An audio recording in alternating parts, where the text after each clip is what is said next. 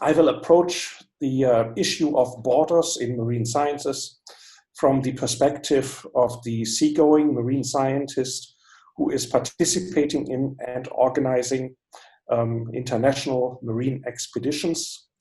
These expeditions themselves, of course, are crossing international borders in order to get to the research area. So this example will be from the Gulf of California in Mexico. And of course, the science crew of research expeditions is, as a rule, international. We have European, US American, Latin American participation. And of course, these scientific teams have formed in many ways over many years and continue to operate as a kind of unofficial fraternity devoted to the study of particular field sites and research areas. So now I would like to introduce you to some of the secrets of the Gulf of California, a wonderful and fascinating marine landscape. How do I move from one slide to another?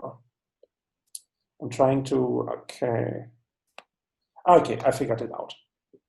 Of course, you know the Gulf of California is between Baja California and the Mexican mainland. It has been explored by European explorers since the 1530s. For a long time, an interesting cartographic error persisted, that the Gulf of California was viewed as a kind of strait into the unknown, into the north, and Baja California was supposed to be an island. This persisted officially until the 1790s, although most people who were actually living and working in this area had a good idea that the Gulf of California is actually a gulf and Baja California is a peninsula, and it connects to what was known as Alta California at that time, all provinces of the Hispano-American Empire in Middle America. The changing political boundaries over time and history have very little in common with the natural boundaries that marine scientists are encountering during their research and that they are studying. My own perspective is strongly influenced by marine geology, since I'm studying hydrothermal vents, hot springs at the ocean floor. I am considering the occurrences of these unique locations, and they follow a highly visible, rich, continuous belt of undersea mountains, which you see on this relief map, as a continuous band that is winding itself around the planet. It begins in the Atlantic and then winds through the Indian Ocean and into the Pacific, and you see how it runs into the American mainland, exactly where the Gulf of California is located nowadays. So these are the famous spreading centers, mid-ocean spreading centers, where the ocean crust is breaking apart and magma rises, accretes at the seafloor, is building new ocean floor. And of course, these areas have heightened tectonic activity. In the parts in the spreading centers where the ocean floor is spreading, and of course also in the areas where this ocean floor is being subducted, diving into the depth of the earth underneath the adjacent continental plates. So the famous ring of fire around the Pacific, a ring of extreme volcanic and earthquake activity, follows the outlines of these plate boundaries. So seen from this perspective, the Earth looks very different indeed. Here we have a view of the same plate boundaries, now with spreading rates annotated. When you look at the spreading rates in the Eastern Pacific, on the East Pacific rise, you will notice fairly high spreading rates of 17 to 18 centimeters per year. So this is the rate at which the two halves of the ocean crust are spreading apart every single year. So you can practically see the ocean crust growing. And of course, what is spreading also has to be subducted, recycled back into the interior of the Earth, which happens around South America and in the Western Pacific from Alaska through Japan, the Philippines, and around Australia and New Zealand. The particular conditions along the coast of Mexico and in Baja California are interesting. Here we are looking at the northernmost extension of the East Pacific rise as it turns from a spreading center into a chain of small spreading centers which are connected by lateral faults, so-called transform faults, where the ocean crust is sliding sideways past each other.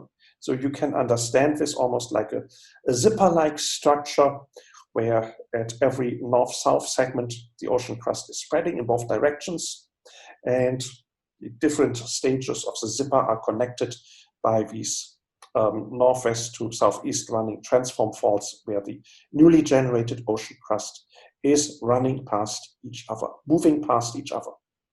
And of course, this movement, it does not occur without the occasional audible disruption and rumble. So this is what people experience as the tectonic activity and earthquakes in the northern extension of the Gulf of California, the San Andreas Fault, which runs straight through California and goes back to see exactly where San Francisco is located. Extrapolating from the current spreading rates, it can be, you can forecast that maybe in a couple of million years, the coastal strip of Northern California and Baja California will be drifting off into the Pacific Ocean and separating themselves from the American continent. And by that time, California will actually be an island, as the early cartographers in the 16th and 17th century had it. So sometimes the truth is only a matter of time. Here we are looking now at our research site, Guaymas Basin in the middle of the Gulf of California. So you notice it by the topography. It forms a Goldilocks system between bare rock spreading centers further to the south and out into the Pacific, and spreading centers which are completely buried by sediments at the northern end of the Gulf, like Dolphin Basin, Konzac Basin, and Wagner Basin, so deeply buried that you don't really see anything. So Guaymas Basin is right in the middle and provides an intriguing array of unique phenomena. Now we are looking at a cross-section through Guaymas Basin. So you will notice the big chunk of continental crust. You have to imagine this on both sides. And in the middle, you see the oceanic crust newly forming and getting accreted in small steps year by year. In most conventional spreading centers, this activity of magma accretion and spreading would be concentrated exactly at the spreading center. Guaymas Basin, however, has the distinction that the sediment blanket that covers everything acts as a thermal blanket, so the heat melts the ocean crust not only at the spreading center, but also in many locations off axis, 10, 20, 30, 50 kilometers off axis, and inserts lava bubbles into the sediment, which you see here as these nice bird-shaped structures, so-called sills. And these structures, basaltic sills, are essentially gigantic heating elements which are heating the sediment pile and trigger intriguing chemical transformations. The question with regard to these chemical transformations is, what happens to the carbon in these systems? There are two possibilities. The marine production of phytoplankton and organic matter, of course, injects organic carbon into the sediment. We have a lot of organic carbon load in these sediments, up to 5%. And the heat and pressure of these magmatic intrusions can drive or is driving a lot of this organic matter out again after changing it into hydrocarbons under high temperature and pressure. This can be methane, this can be petroleum, all kinds of additional products which slowly find their way through the sediment and bubble to the surface. In this way, the heating by active volcanism would drive the carbon out of the sediments and into the atmosphere. And this mechanism has in fact been invoked as a source of climate instability. Methane extrusion following the opening of the North Atlantic 55 million years ago has most likely triggered what is called the Eocene-Paleocene thermal maximum, a global heat wave which shocked sort of Earth's climate with temperatures of 40 degrees throughout the tropics and ice-free polar oceans. Another possibility, however, which we will explore a little bit here, is that the high temperatures, of course, also can trap carbon. Carbonate precipitates, and in this way it would be removed from the ocean and trapped in the sediments. And the debate whether these spreading centers now act as a carbon source and carbon sink is going on. Let's take a closer look at the system. Here we have an artistic drawing of the spreading center of Guaymas Basin. Deep down, you see the actual spreading center drawn with artistic license. And here, frankly, we do not really know how deep down it is, because it is buried under multiple layers of sediment and basaltic sills, these basalt intrusions of volcanic rock, which pile themselves one atop the other. And at present, it might well be possible that throughout Guaymas Basin we have multiple layers of these hot basaltic sills which completely camouflage the true bottom. And wherever you have these basaltic sills, the question is, are they still hot? Sometimes they have cooled off and they are in thermal equilibrium with their surroundings, but sometimes when they are freshly in place, they are in fact really hot and drive hydrothermal circulation and extrusion of hydrocarbons in the areas where they have been placed. And you can see this extrusion in the form of active hydrothermal activity. Really hot fluids up to 300 degrees hot reach the surface. You can also have cold seepage, where the fluids do not have this telling thermal signature, but they bring a lot of methane, fossil carbon, to the surface. And of course, there's also the possibility to have the petroleum and methane oxidized by microbial activity to CO2, and then you get carbonate precipitation at the surface.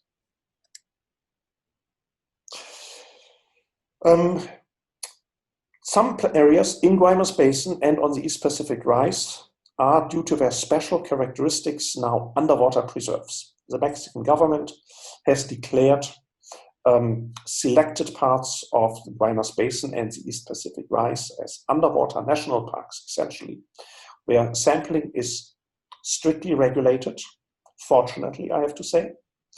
And research cruises have to go through strict permitting procedures in order to be allowed to go there and to sample at all. This actually makes good sense. On the one hand, you can say there's an extra bureaucratic layer which keeps people out. On the other hand, I would say the parts of the East Pacific Rise which are located in international waters have been visited so often that you have basically one submersible going down after the other. And I have the impression that these places are sometimes clean. Here, the relative inaccessibility due to protection actually works decisively in favor of preserving the natural habitat. On this side, we see the tip of the paperwork that I have to deal with before every expedition to Guaymas Basin. The paperwork, of course, is the conclusion of a proposal and permitting process that extends through several years. You need, obviously, the ship time request has to go to the US research fleet. You have to have your Mexican collaborators lined up with various letters of recommendation. You need the confirmation from the American ship operator, ship scheduling. You need the Mexican paperwork from the Ministry of Agriculture and Fisheries, and separately from the Mexican Wildlife Agency. You need the permit from the National Geostatistics Office of Mexico, and finally the visa code and cruise permit from the Mexican Ministry of State. And finally, a few days before leaving, the Mexican research visa. Then everything is done, and the participants have successfully collected their documents and obtained their visa. Everybody meets on a research ship, and I'm telling you here some stories from a particular research ship, my favorite, the Atlantis. Atlantis is owned by the US Navy and operated by the Woods Hole Oceanographic Institution, the famous research institution on the coast of New England, where we have, in fact, an unprecedented cluster of excellence of marine scientists of all disciplines, technicians, and experts to keep this ship and its submersible, the Alvin, going. So now, a little bit on the actual makeup of these expeditions. So I'm giving you a little bit more detail on 2 expeditions in 2016 and 2018 with Atlantis. Just for perspective, the research proposal that procured the funding was approved in 2013. Then one has to wait until the ship is finally available, and one has to assemble the crew, one has to get the Mexican permits and paperwork, and then finally, 3 years later, everybody can meet and actually participate. So we have this mixture of Americans, Europeans, Chinese, and Latin Americans. Okay, to find the, okay. And for 2018, for comparison, again, a similar makeup of mostly Americans, some Europeans, and a Chinese and a Latin American minority. This is actually on many research cruises, which are run from European or US American vessels. This is a fairly specific composition of the science crew. The countries where the research funding and the ship is originating usually account for the highest proportion of shipboard scientists. This does not always have to be the case. I will give you later some additional examples. So now a little bit about what we are doing on these expeditions. This is an example from 2016. One of the first activities is to map these underwater areas. It may surprise many of you, but many of these marine areas are very poorly mapped. We barely have an idea where things are. So one of the first tasks was here to deploy an autonomous underwater vehicle which can be programmed to cruise over an area that has to be explored and to measure it from all angles. Then it returns to the surface after a night of mapping. The information is downloaded and turned into a usable map, which then assists diving expeditions with the research submersible Alvin. Now the Alvin has a good idea where things are, different geological formations, different hydrothermal springs, and as a result, the Alvin dives are much more successful and more efficient. The underwater landscapes of Guaymas Basin are in every respect spectacular and worthy of national park protection. So the Mexican government has certainly made the right decision. And in fact, I would advocate that the currently protected areas are too small. They should be extended to at least tenfold. Here you see small chimneys, really delicate little flutes of minerals which are forming as hot fluids are seeping from the underground, meet the cold overlying seawater, and fall out instantly in the moment when they are leaving their protective underground environment. In the lower left corner, you see colorful microbial mats on marine sediment. So the sediment blanket of Guaymas Basin filters these hydrothermal fluids, removes much of the toxic metal content, makes them more microbe-friendly. So as a result, you have some of the most luxuriant microbial mats, carpets of microbial biomass. You don't need a microscope to see this. It is right there. And in the bottom left corner, you see some of the highly unusual animals, which are typical for hydrothermal vents. These are tube worms, distant relatives of earthworms, the everyday earthworm, but highly modified.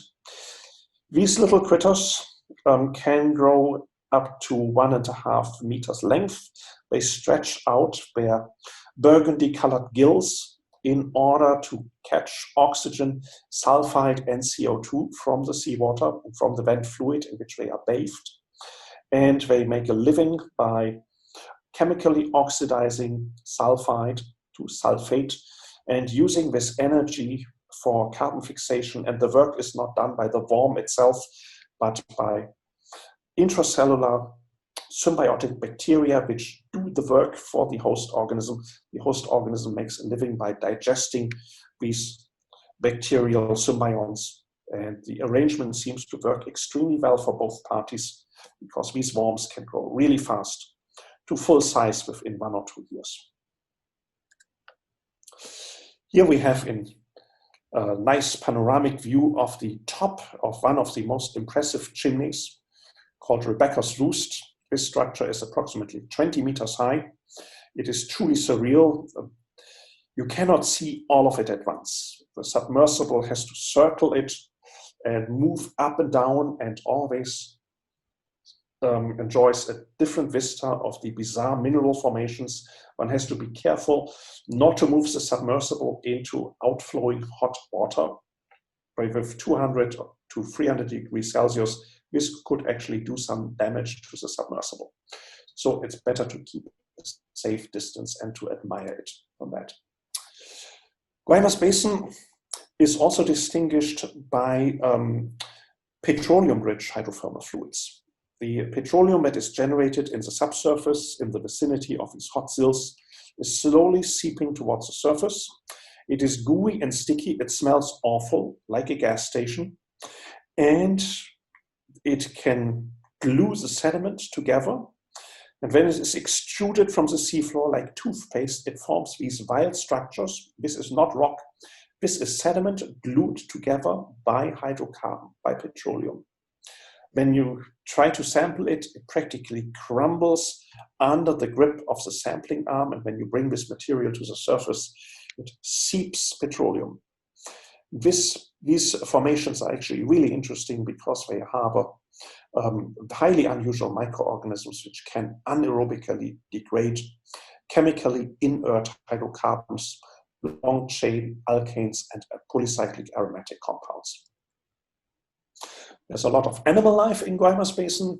We have benthic octopi, we have anemones, we have all kinds of crabs and little critters.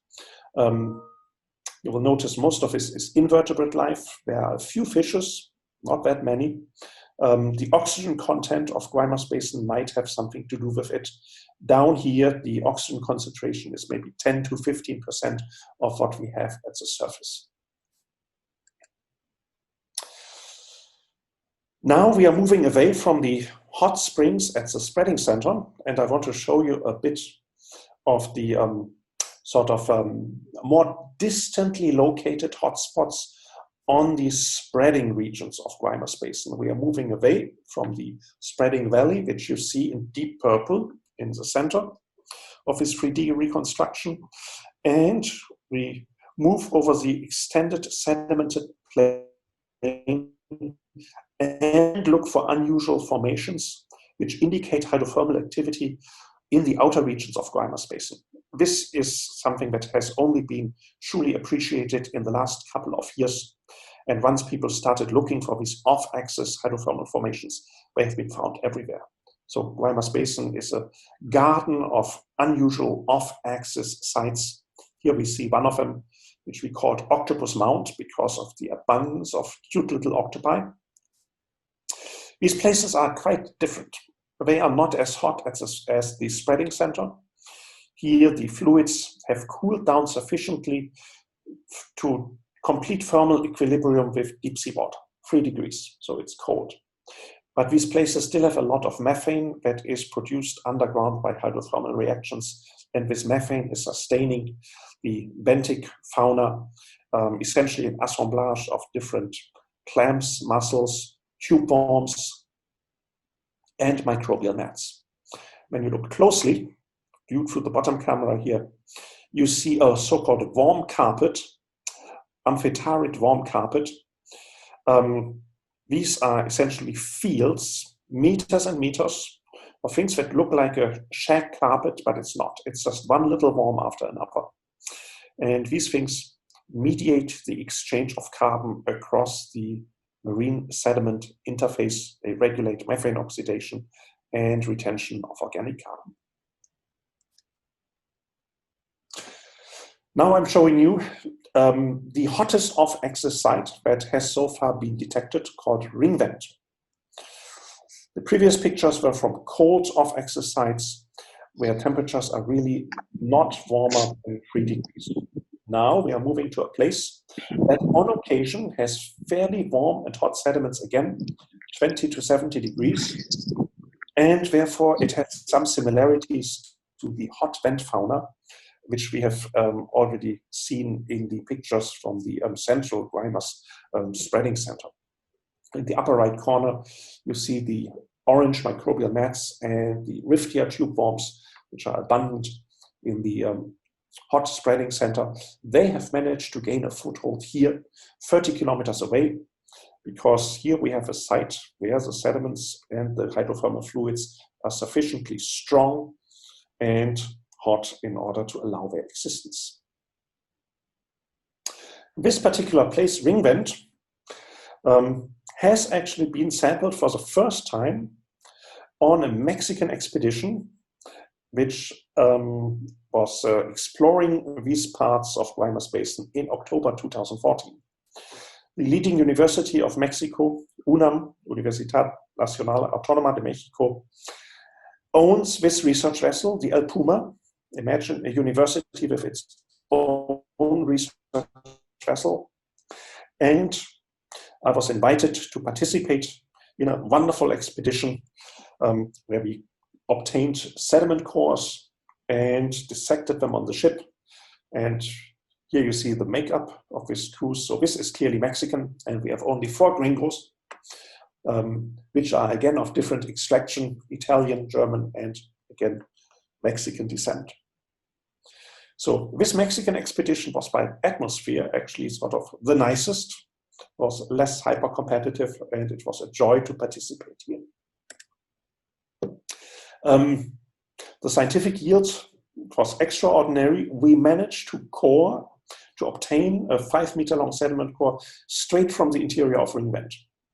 The hot structure where we have hot seepage far away from the central spreading area of Guaymas Basin. This is like reading a novel. When you read the pages from the upper right corner to the bottom left corner, you first see a seep clam, which depends on methane seepage. It cannot live without it. Then you see these crumbly things, which are carbonates derived from methane oxidation. Again, it means here we need a lot of methane in order to generate them. Then in the middle of the core, 3rd row to the center, there is a weird nodule, which is actually silica. Silica precipitation of the kind that you observe at hot springs. Like think of Pamukkale in Turkey or Sinter Springs in Yellowstone. This is really the same thing. And the silica for that comes from the diatom content, little siliceous fossils all over in the sediment column. And of course, silica dissolves and precipitates only at high temperatures, 100 to 150 degrees. So here we are in the hydrothermal zone.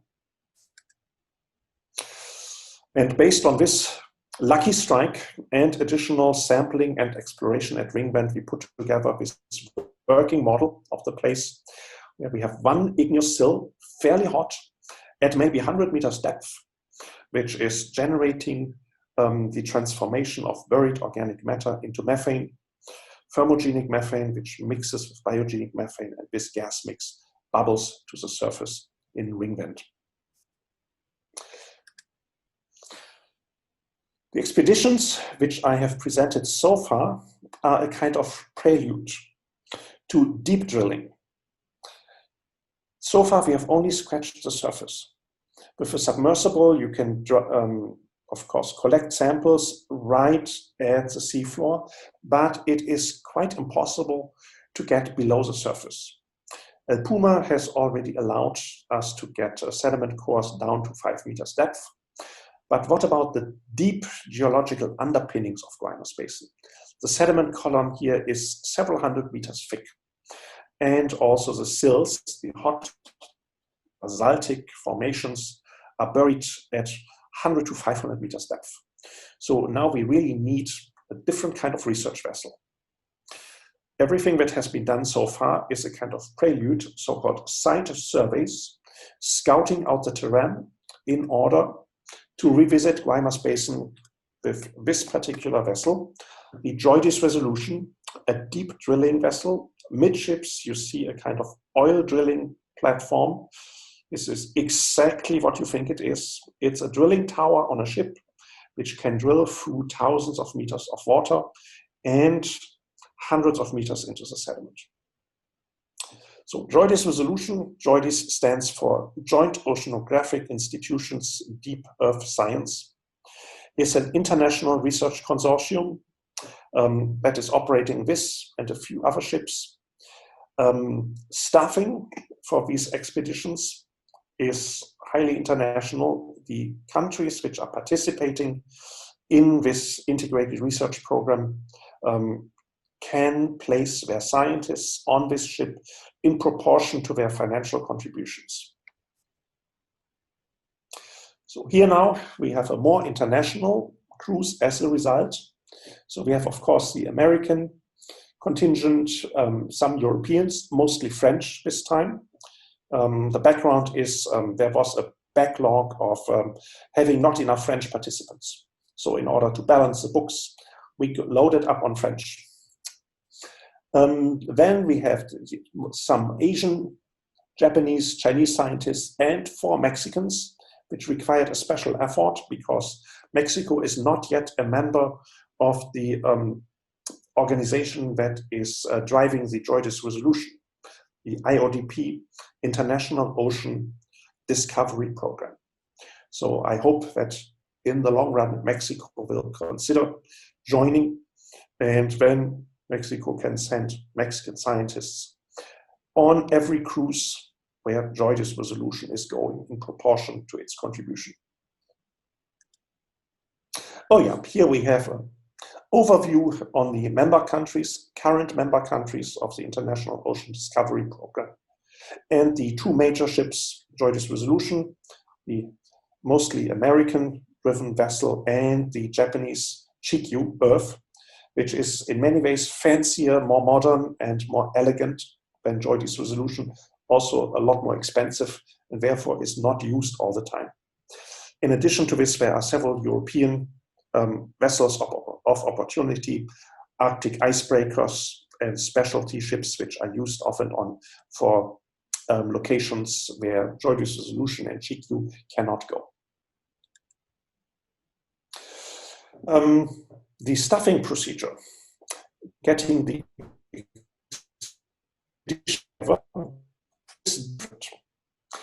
on the previous expeditions, which I have presented, it is more or less the responsibility of the chief scientist who is organizing the expedition to get a science crew together. Here, there is a complex organization which springs into action, submits requests to the different national member institutions of IODP. These member institutions then nominate scientists and they submit them for consideration. And based on the suitability of the expertise of different applicants, scientists are picked while maintaining a proportional key to reflect the contributions of every member country. So it's like squaring a circle. You have to get the national quotas right while also doing justice to the scientific objectives of an expedition. In general, the process works very well. There is a lot of time to negotiate and really to mix and match until you have a nearly perfect science crew. And it is, of course, also important to get the male-female balance right and to get the junior-senior scientist balance right. We even get grades for this. So graduate students have grade 1 and all professors like me have grade 5. And I can tell you that this expedition had grade 3, all in all, which is not so bad.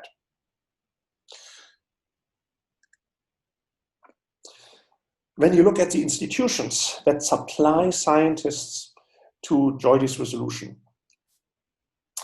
you will notice on place number 1, which I actually had not known, University of Bremen. Followed very closely by the Japanese Marine Research Institution JUMPSTAC in Yokosuka and Tongji University in Shanghai.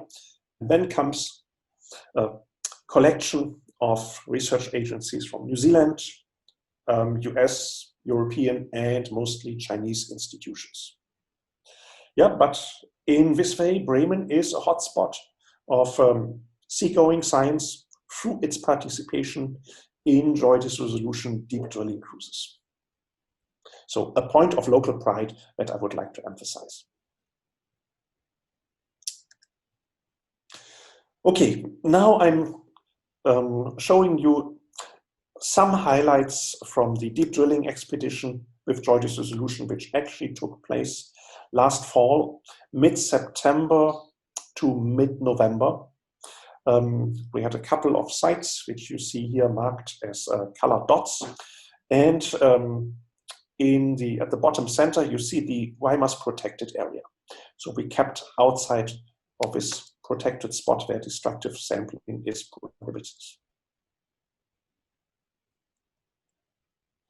So the expedition objectives was essentially the whole Earth system from a chemical perspective. How can we link the carbon cycle as it is being influenced by marine sedimentation, heating through magmatism, and microbial life which participates in carbon processing? So it was a highly interdisciplinary cruise with lots of chemists, microbiologists, and sedimentologists who participated. So we started from San Diego, went south around the tip of Baja California, and then halfway up to Guaymas Basin. Overall duration over 61 days, so which is standard for IODP deep drilling expeditions. It simply doesn't make sense to set this enormous apparatus in motion for shorter cruises. You not only have 30 scientists, you have 30 drillers who keep the drill rig going. You have a huge crew to just cook, provide sort of all kinds of services. And then, of course, there is a ship's crew who has to navigate and manage the ship. So it's always a massive logistical undertaking. And it is organized from a spot which is actually far away from the ocean, Texas A&M University in inland Texas. Here we have some pictures from everyday life on this deep drilling ship. In the top left, you see a freshly recovered sediment core placed on the sampling station. So the whole sediment core is over 9 meters long. It will be divided into 1.5 meter sections. These sections will be split. You see in the upper right corner, scientists looking intently at the finely laminated sediment layers of freshly split cores. This is now like looking into Earth's archive directly. As you are looking onto a sediment core, you see how year by year and season by season, different sediments have deposited in different chemical composition. And you can go in and determine factors, proxies of past climate of thousands of years ago in fine resolution, going from one year to another. In the bottom left, you see my co-chief scientist, Dan Lizarralde from the Woodsole Oceanographic, looking a bit flabbergasted at the abundance of sediment cores. So this cruise was very intense. Every single lab on the ship was firing constantly just to keep up with the sample flow. And from time to time, we were also drilling into hard rock, the volcanic sills, which I had mentioned. You see that in the bottom right, where the scientists who are interested in this kind of stuff are looking at the specimens of volcanic rock, which I originally did not appreciate, but I learned to appreciate on this cruise, because this volcanic rock is something quite amazing. Here you see it in situ. This is a multi-channel seismic image where you see this weird thing in orange. That's a thick layer, 70 meters of volcanic rock, which has squeezed itself into marine sediments. And you see how it has disturbed the sediments above and below. So these so-called sill intrusions have massive effects on chemistry, sedimentology, and microbiology. One interesting effect is how organic matter is driven out. You notice the pink dots. This is organic matter content. The high temperature and pressure at these sills is transforming organic material into hydrocarbons, and it's driving it out. So as a result, you have carbon depleted subsurface layers here. The sills themselves are not just passive heating elements. They are definitely worth studying on their own. We admired their mineralogy and we measured them assiduously. Here we are returning to ring vent, and the pink portions of the drilling sites indicate the true depth where the sediment disappears, and we are actually finding the underlying hot sill. You remember the little picture, the three-dimensional reconstruction, which I had risked earlier in 2019. The sill there looks more like a bent pancake. Here it looks more like the tip of a massive underwater volcano. We never penetrated it. There was just no chance. The thing here seems to be massive. Looking at these rocks up close, you see that they have an exciting history. This is a so-called pepperite. This is what happens to hot volcanic rock when it meets cold, wet marine sediment. They practically explode, both at the same time. The water turns into vapor. The vapor expands in volume. It cracks open the rock. And in a gigantic subsurface explosion, the sediment and the scattered rock mingle, and they get baked together. And here you have this baked formation, which tells us of this history of these subsurface sills. From my own perspective, of course, since I'm a microbiologist, I wanted to know what the microbes in Guaymas Basin in the deep subsurface are doing, how they participate in carbon transformations. So there was an ambitious program of cultivation, gene sequencing, and microbial rate measurements. A major microbiology party of 8 microbiologists was participating.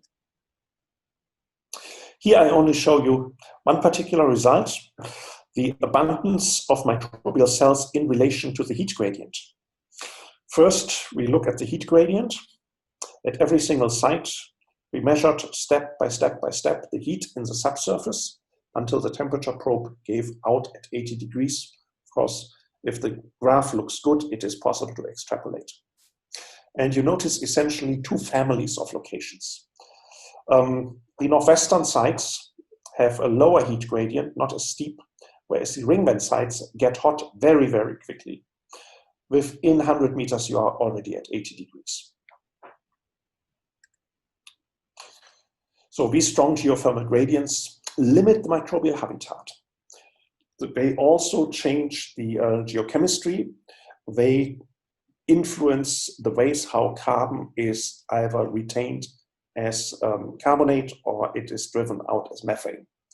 And they also influence the mineralogy of the sills themselves, which shows very high carbon content.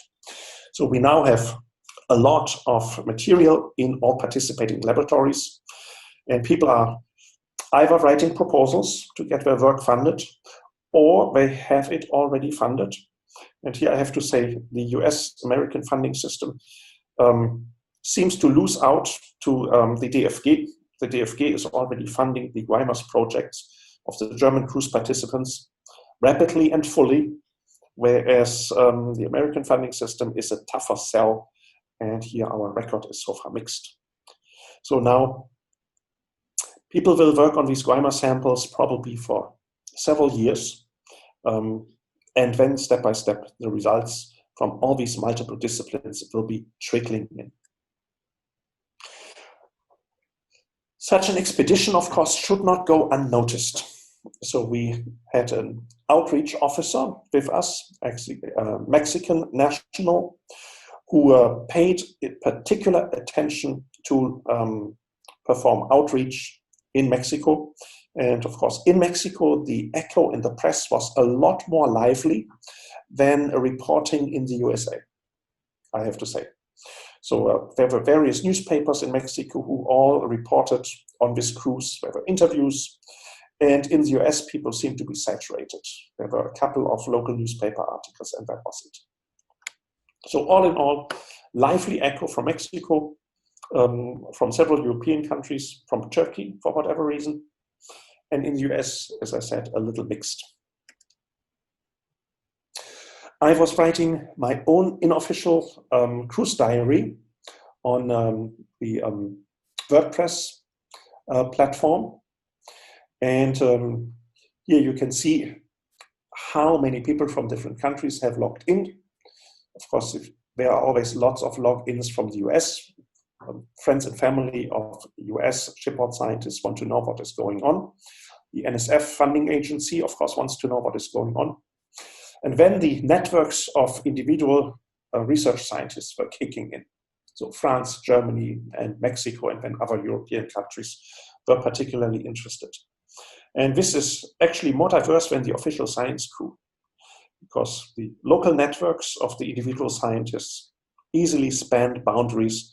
So this is, for example, why we had participation from Poland, although we didn't have Polish scientists. The same thing from Norway, although we didn't have Norwegian scientists. At present, we are at the stage where, of course, the expedition has been wrapped up. But of course, this is not the end of anything. Currently, I'm engaged in writing and editing the official cruise report, which is supposed to be finished in August. There will be, hopefully after the pandemic, a science meeting for coordinating further post-cruise research and for synthesizing results. Publications resulting from this cruise will materialize for many years. I know this from previous cruises. I have, in fact, for a previous cruise, published a small paper with 10 years delay. So the cruise will have a long, long shadow. And then finally, there is cruise nostalgia. At the time where you're actually on the ship, things are exhausting and stressful. But once you're off the ship, you think back and say, oh, it was wonderful. The scientific camaraderie, the excitement, the feeling of being close to the mysteries of nature that you are exploring. And of course, the wonderful Gulf of California. So who knows? In decades from now, I may be writing my own memoirs about this cruise, and then the next generation is already sailing. We are not the first generation who went to do deep drilling in the Gulf of California. The very first crew went out in 1980. And I actually met some of these old cruise participants who wanted to know how things are going now and what this new generation of scientists is doing. So there is always a feeling that we are just one member of a chain that is stretching into the future. With this, I would like to thank you all